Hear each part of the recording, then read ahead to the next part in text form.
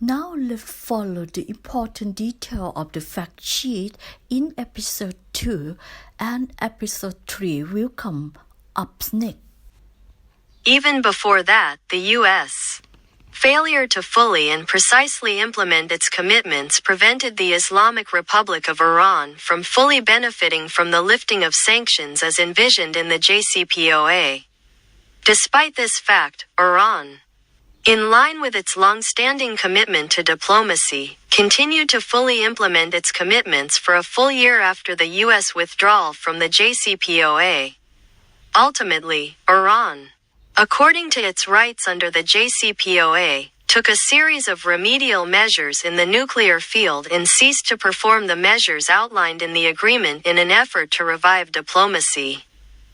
Over the past 4 years, despite intensive negotiations to revive the JCPOA, Washington, while expressing a desire to return to the agreement, has never been willing to fulfill its JCPOA commitments or lift sanctions against the Iranian nation, and under various pretexts, it prevented on different occasions the negotiations from reaching a final conclusion.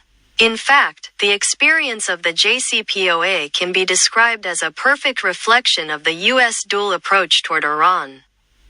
The Islamic Republic of Iran's stance toward the current dual approach of the U.S. is rooted in this historical experience.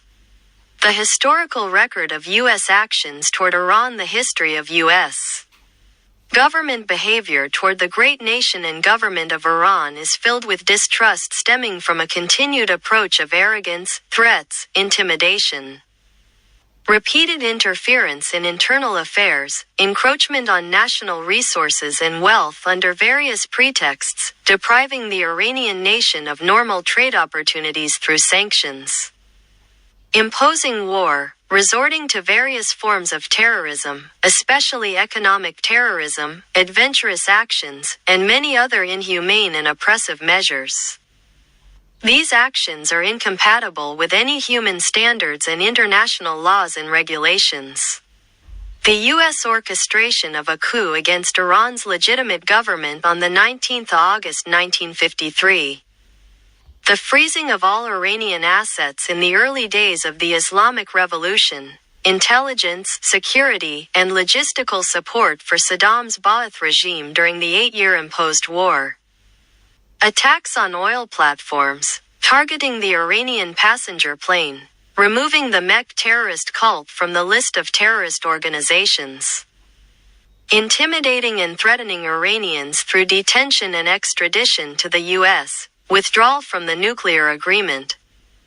Ordering and implementing the assassination of the national hero of the fight against terrorism, Martyr General Qasem Soleimani.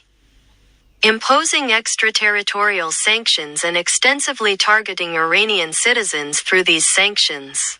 And involvement in the assassination of Iranian nuclear scientists through support for the Zionist regime, are just some examples of these hostile actions and behaviors.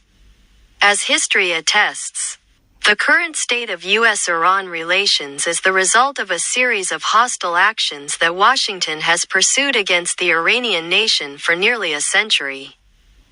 Washington cannot change historical realities by accusing Iran and portraying Iran as responsible.